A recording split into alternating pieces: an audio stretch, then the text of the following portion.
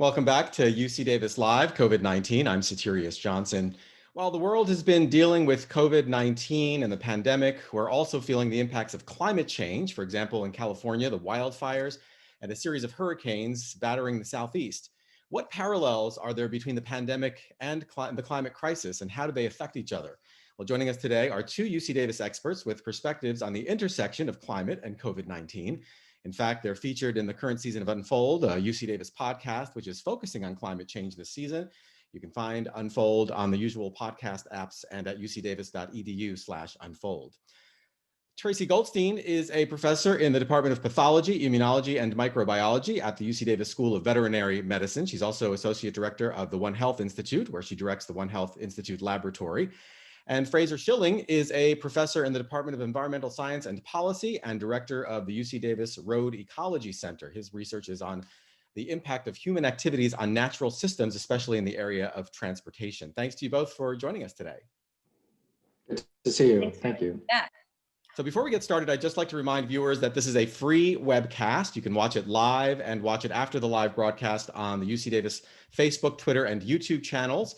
We are aware that others are posting links saying that you have to pay to watch this video. Please do not click on those links. This is a free webcast. And we are taking audience questions, so if you're watching us live, just leave them in the comments section and we'll work in as many as we can. So Fraser, let's start off with you. You've looked at how much people have been traveling during this pandemic. What has the impact been on greenhouse gas emissions?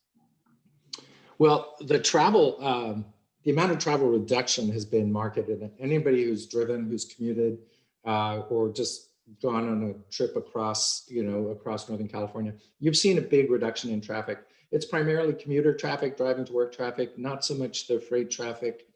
Throughout California, is about a 75% reduction in traffic at the beginning of the pandemic, at least beginning of the shelter-in-place orders, and across the U.S. about a 70% reduction. And that led to a lot of silver linings, we call them.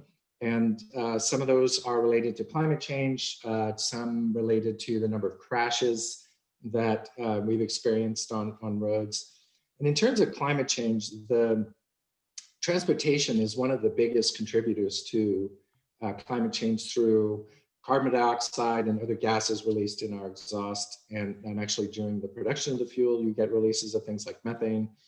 So these all contribute to what we used to call global warming, and now what we call climate change. And so anytime you reduce the production of fuel or the use of fuel, you're going to reduce the greenhouse gas effect, basically. And so because we had that 70% roughly reduction in driving, we had a similar about 70% reduction in production of greenhouse gas emissions. And that's huge. That's unprecedented. Yeah, really, unbelievable. Yeah. It actually helps us to partway meet our Paris Climate Accord goals, including the U.S. met part of our Paris Climate Accord goals, even though we pulled out of the Paris Climate Accord. Right. And in addition to greenhouse gases, what's the effect been on the number of, say, animals killed on roads? Yeah, so there's been as I said, a lot of environmental silver linings.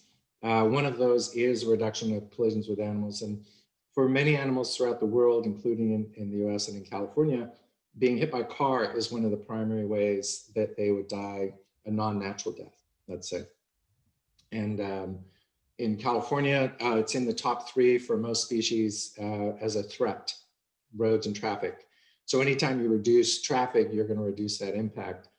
And so we looked at several states in the US, and there was about a 1/3 reduction in rate of collisions with animals across those states. We think they're representative of the country. So that's about a 1/3 reduction in direct impacts to wildlife where they're hit by a car. And if you extrapolate that across the country and think about the number of animals that are tens of millions fewer animals were killed this year due to our reduction in driving than would normally be killed. That's the largest conservation action that we've ever taken for wildlife, except making the national parks. So really in the last 100 years, it's one of the most significant things that we've done for wildlife is just drive less because of the pandemic. It's incredible to think that something like this pandemic could actually be making such huge impacts on the environment. Are you, from what you can tell so far, are we seeing any sustained changes in transportation that could affect these things like greenhouse emissions and animal killings, things like that? Yeah, so there was interesting and maybe predictable response. Some states had less reduction in driving than other states. Washington, D.C. had the greatest reduction. Alabama had the least reduction. And the return to pre-pandemic rates of driving have also been similar to that. And I'll let the viewers figure out what that means. But it's basically some states wanted to get back on the road immediately and went back to normal levels of driving. California is at about 80 to 90% of what we might call normal or pre-pandemic. So there's been a return to driving levels. And I think that those will stay like that if we don't have another reduction in economic activity and if we have shelter-in-place orders for counties or cities and regions and so forth, that might cause that reduction again. That's in the driving, personal driving. In the freight movement space, which is a large amount of traffic, that freight movement has continued. So that wasn't impacted as much. That does go up and down with economy. So there was some reduction, but it wasn't quite the same as the commuting traffic, the work from home phenomenon, obviously. Transit, totally different story. Very sad story where transit was hugely affected and some transit might go away. We might lose it because we lost interest in it. Right. Public transportation, right? You're talking about public transportation. Right. Yeah. Right. Yeah. Have these kind of like real world phenomena helped you to kind of better fine tune modeling when you kind of predict kind of like a reduction in this, what would happen? Have you been able to like better fine tune the way that you model how changes would affect the real world? Absolutely, and that's a great question. Where'd you get those questions? These are great questions. So this is if you think about how we operate as humans in the world, we just plow forward full steam. And to understand how we have impacts, you want to experimentally change that and control that in order to then predict, okay, this is what our impacts are going to be in the future. We never get to do that. If we proposed, let's say all scientists, we put in a group proposal to the National Science Foundation. We said next year, we want to reduce traffic by 20% to see what happens. Yeah, we're not going to get any of that. So the fact that this did happen meant that across all of these different things, whether they're silver linings or bad things that could happen as a reduction in traffic, we had this unintentional experiment. And we have before and after, we have before the pandemic, during the pandemic, after the pandemic, and then during the next surge of the pandemic, So we have these variations that are really critical to understanding the impacts of transportation. And that is an unbelievable opportunity. And it will inform future science, may not inform policy. That always depends on the administration that you have. But it certainly will inform science and how we understand transportation's interplay with nature and society. All right. I'm sure you're still crunching those numbers and the data is still coming in because we're still in this pandemic. Yeah. Right.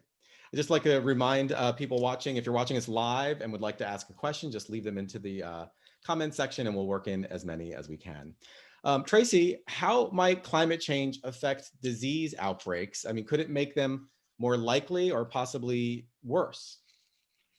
Yeah, that's a really good question. I think I'll start with some of the work I've done in the Arctic, where we see that as sea ice is melting, it's opening up channels in the ice and allowing for animals to move into places where they didn't used to move, and with that, bring their diseases.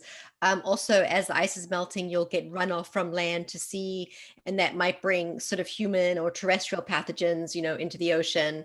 The other thing that we're noticing up in the Arctic is that, for example, 2019, there was no ice that formed between Russia and Alaska in the Bering Sea. So that really heavily affects where the animals are able to go to haul out and have their babies. Also, as the ocean's warmer, they have to go further offshore or deeper to find food. So all of that over time may affect their health and their body condition.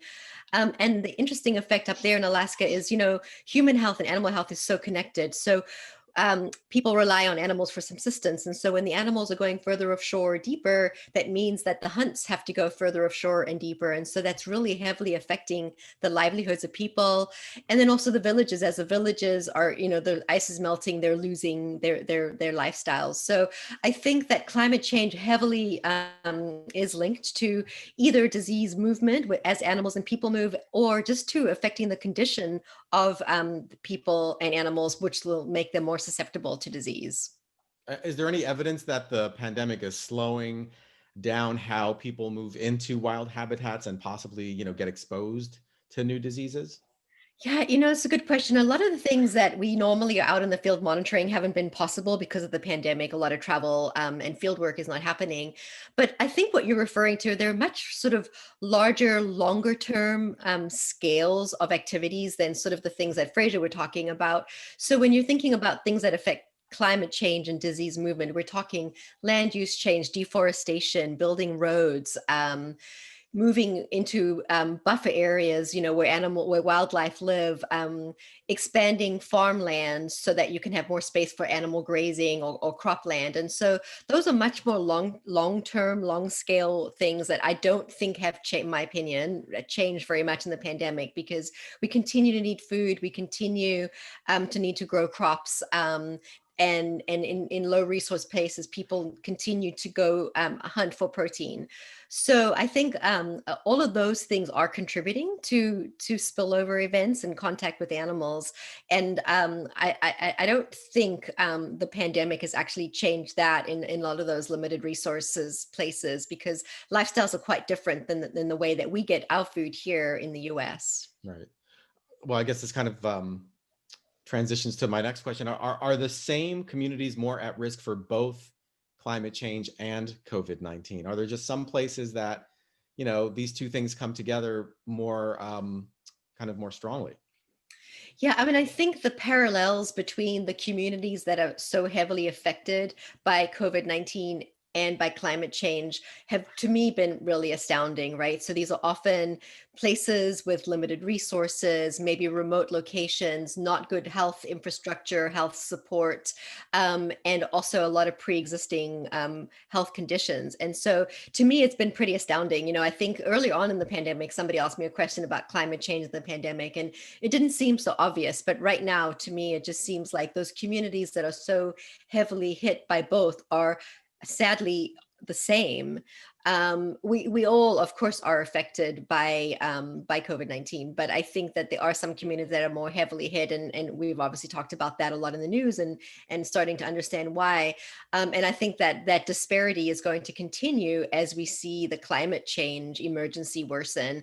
COVID-19, hopefully at some point we'll get over this pandemic and life can go somewhat back to some sort of new normal. But I think climate change is going to continue, and I hope that we can learn from this pandemic and which communities are most at risk, and then see what we can do to mitigate that as the climate change emergency worsens. I know we've been talking about how, the pandemic has possibly been having some positive effects as far as slowing down climate change. Is it possible that the two might be compounding the effects of each other? Could it be possible that the virus is making climate change worse on some level, or maybe climate change making the pandemic worse, or maybe the opposite? What is the relationship there?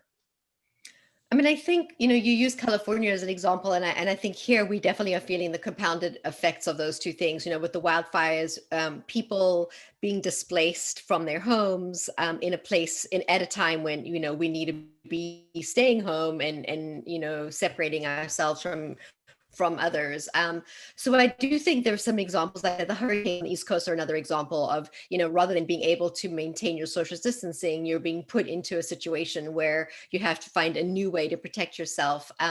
So I think that, the disaster services in this country have really had to rethink how you manage disasters and how you manage people. And I'm hoping that there are lessons learned there that we can implement in the future, that might help us with climate change. But, it's been really interesting. I'll talk sort of from the animal side and again up in the Arctic, because of the severe reduction in sea ice in the winter over the last couple of years. This was going to be a really, really important year to get out into the ocean, monitor the populations and see what was happening. And instead, we haven't been able to get out there. So information that we're collecting is sort of satellite data, trying to track water temperatures and sea ice from afar, but we just haven't had the opportunity to really go and see what's happening. And so this time next year, hopefully we can get out there and maybe able to answer your questions a little bit better about the effects that this pandemic is having, out in the environment and on animal populations. Once again, if you're watching us live and would like to ask a question, just leave them in the comments and we'll try to work it in. I'd like to hear from both of you on, scientists have been warning for so many years about climate change and about pandemics, to be honest. Is there a parallel in how those warnings have been received by policymakers and the public? Do you want to start or do you want me to, Fraser? To what Tracy was saying earlier with the compounding effect and the pandemic climate change relationship. And one of the, I don't know if it's a type of community, but certainly essential workers, which is a nice term for people who are forced to go to work and do things for us so that we can stay at home. That's a large group of people, and many of them are low income. And so low income communities of color, certain neighborhoods in different areas, they're much more likely to be impacted by climate change. And they're also going to probably get disproportionate impacts from the pandemic. I know from my own family's work environments that there are people who have to go to work in person. And that's just not true for a lot of us. And so that really changes their risk. And they are also potentially going to be more exposed to climate change. So there is that compounded risk to disproportionate to certain members of society. And I think we just kind of gloss over that in some respects, and that's not okay. In terms of your other question, I think it's become very political, like climate change, and I think it's for the same reason. Well, it's for the same couple of reasons. One is that understanding science is not really emphasized in this country, and it's true for other countries as well. But for the biggest economy in the world, and California, the 6th or 5th biggest economy in the world, it's remarkable how low our societal level of understanding of science is, and that ill prepares everybody across the board for really understanding what is climate change and how does it affect me, and what is a pandemic and how does it affect me. And so people don't have the tools to respond appropriately. And we can't blame them for that. We can blame inadequate education, poor public relations on the part of government, poor media-based education. Media has a role in educating as well. And I think all of that leads to society in the US just not being prepared to deal with these things. And then policymakers or decision makers, ironically, we always have to simplify things for them. They respond to the public. And if the public isn't responding appropriately, then maybe they aren't going to respond appropriately as well.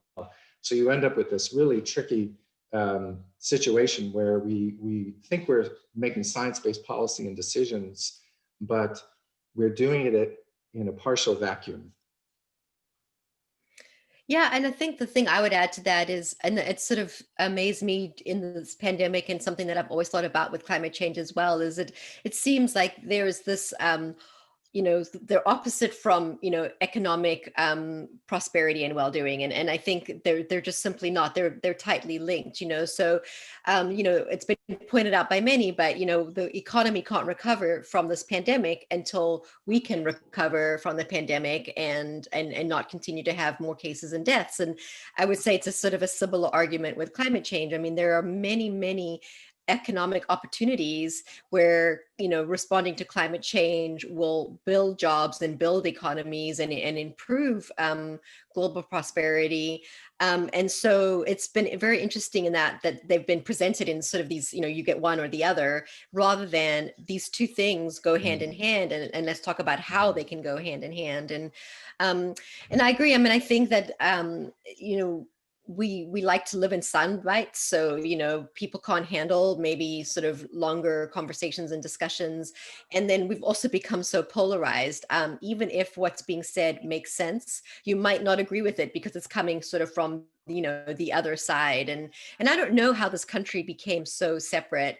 And if a pandemic can't unify us, I don't know what can unify us. So it does sort of scare me sometimes. And the other thing is I hear people say, well, I need an example of that. Well, do you need to see somebody die of COVID-19 to know it's true? That doesn't make sense to me. So I think it does come back to sort of education and how we present information in a compelling way. And that is back on us scientists to figure out how to do that better, I think. Right. I want to just add an example in our history of, World War II was not a unifying event initially. There was a definite split in the US about whether the US should go to war, so to speak.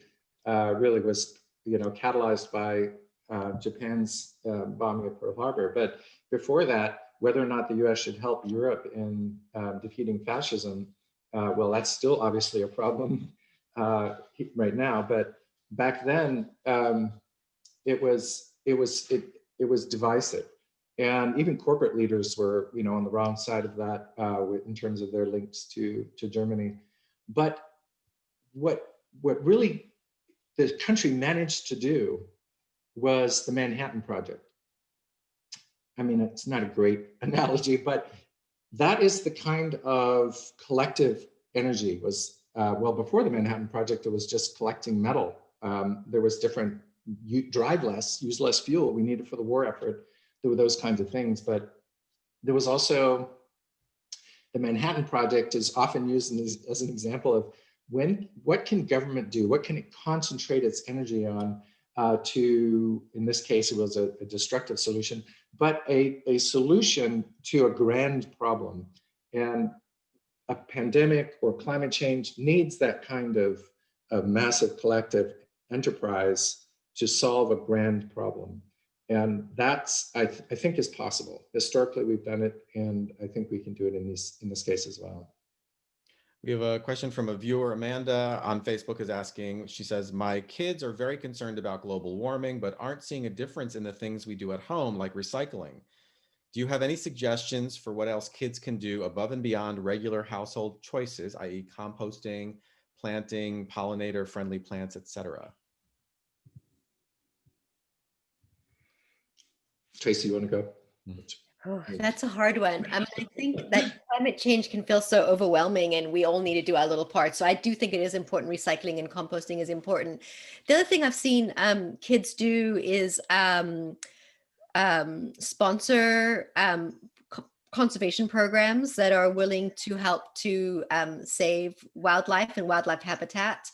Obviously, children, it's hard to do that, but voting, it's important for us to vote so that we can conserve habitat and national parks and national forests and marine ecosystems. All of those are really, really important. And so I think, our vote is one way. We can sponsor projects as well as do what we can at home. Those are the things that very quickly come to mind. Craig on Facebook. I'd like to go ahead. Actually, I would put a plug in for, there's very little attention is paid to how much, or some attention is paid to how much does a particular activity reduce climate change. My own personal activity. Recycling is very problematic. It's not done well. It's actually, there's been investigations to show very little material ends up being pulled back into the chain, especially plastics, and that's due to intervention from the plastics industry. So what are we doing, and what level of impact does it have? So there's three big ones. Don't eat meat, or if you eat meat every day, eat it once a week. Don't drive just for the hell of it, or heck of it. Keep that down. No useless trips. And the third one, change the thermostat. Those are the big ones. And if you do one or all three of those, your personal change, and then your familial change, and then you have a multiplier effect if you're the example, that change propagates. That's the real change. That's where the individual becomes society, and then we enact that change that we're all looking for. Is everybody doing it? So President Carter was right back in 1978 or whenever it was, when he said, raise the air conditioning to whatever it was, 78 degrees, and people were up in arms about it. But he was right. I mean, that's he's been right about so many things. I mean, look at Habitat for Humanity. Maybe he was the last good president. I don't know. He probably did some bad stuff too as commander in chief, but yeah. So we have another question. One thing I would add is there are some, go ahead. No, you go ahead. I was just going to say there's a lot of globally conscious and environmentally conscious companies out there that you can, so you can think about if you're buying your clothes or even your toilet paper from recyclable materials. And so I think that's the other way we can make a difference with our pocketbook, and thinking about the companies that we're purchasing from and supporting the ones that we believe in environmentally. Right. So creating a demand for recycled products would help a lot. Yeah. Exactly. Mm-hmm. Craig on Facebook is asking, how does wildfire smoke affect wildlife and livestock?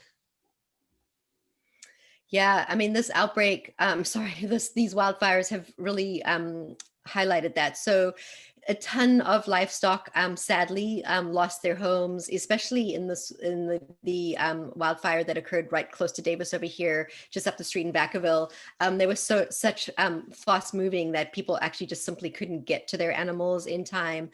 Many of those burned animals did end up at the UC Davis Veterinary Medical Teaching Hospital. And so, of course, you can go online and see some of those stories.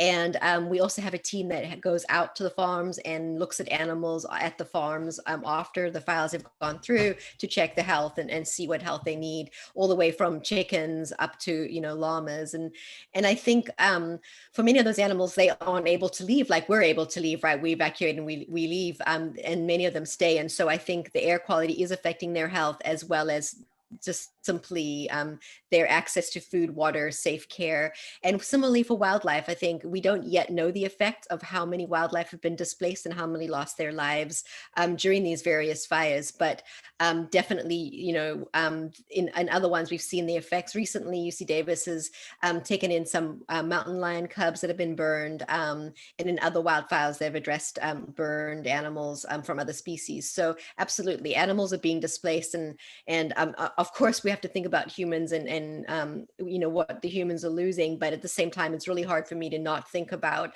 the animal and wildlife losses that are occurring at the same time. Yeah, the loss of habitat. I live on the edge of the LNU fire complex. So half a mile down the street is the first part of the burn. And the loss of habitat, the initial destruction, loss of habitat, and then animals dying. The secondary loss of then, once the habitat's burned, it takes a while for it to grow back. And so you have this big blank area for a long time. And then the smoke, we study our own health very well. We're really well, pretty well. We understand the pulmonary effects of particulates and smoke on us. We're a good model for other things with pulmonary systems. We're a good model for things that breathe into lungs that are sensitive.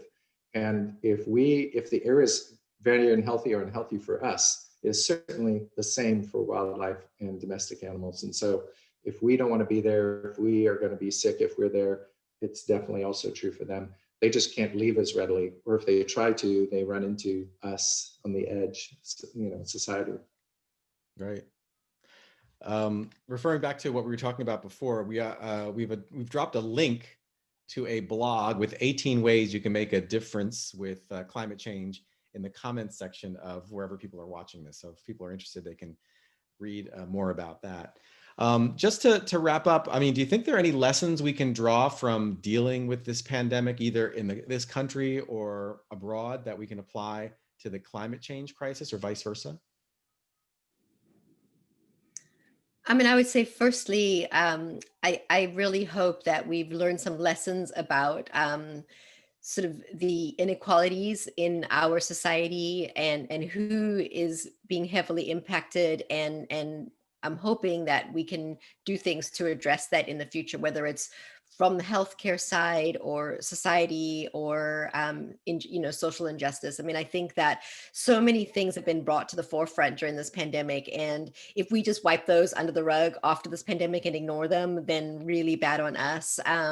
But I'm hoping that these are lessons learned, that things that we can take out into the communities and improve our communities. I'm also still hopeful, given what you were saying, Fraser, about sort of towards the end of World War II. I am still hopeful that our community will sort of come together and unite, and be more altruistic, and put effort into communities and places where we need to, and improve the livelihoods. That's sort of a little bit aspirational, but that's what I'm hoping might come out of this. So I think we have to be aspirational. I mean, we don't get moments like this handed to us very often. And that sounds like a positive spin on something very terrible, but it's a learning moment. And there's bends in history, right? Where you have learning moments and you either learn well or you learn poorly. And that really determines your success as a society, success as a species. And this is a learning moment. This is an intense learning moment. Yeah, my son had COVID-19. He recovered, he's fine. We suspect other members of our family did. There's going to be these long lasting effects.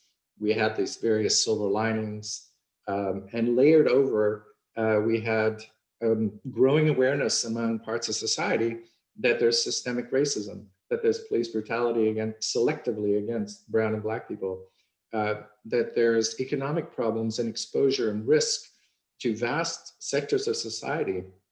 It's kind of like a Katrina moment, but across the whole world. And what we learned from Katrina, I think, is that we don't learn from Katrina, right? The first lesson of Katrina is that we didn't do anything afterwards. I think we need to take these opportunities and make them into learning moments. We need to push ourselves really and act as great examples for future generations, and not just a bad footnote in history of they had this chance and they blew it. That's what we have in front of us, and I think that's what we have to do. Well, this has been a really wonderful conversation, and I think you're right. I think this is something that we need to use to do better, to do better on both fronts, pandemics and climate change. And we are learning so much about the two, and it's a really it's a great opportunity to kind of make something good out of something very terrible. Mm-hmm. So thank you both for coming on today. Thanks for joining us. thank you for having us. Yes, thanks very much. This is interesting. Tracy Goldstein is a professor in the Department of Pathology, Immunology, and Microbiology at the UC Davis School of Veterinary Medicine and Associate Director of the One Health Institute. Fraser Schilling is a professor in the Department of Environmental Science and Policy and also Director of the UC Davis Road Ecology Center. On the next UC Davis Live, we're going to pivot to another timely topic, not COVID related, but we'll be looking into the health impacts of wildfires. By the way, the second season of Unfold, a UC Davis podcast, focuses on climate change. New episodes drop every Tuesday. You can hear Unfold on demand for free. It's available on podcast apps and at ucdavis.edu/unfold. Until next time, I'm Satirius Johnson, and this is UC Davis Live.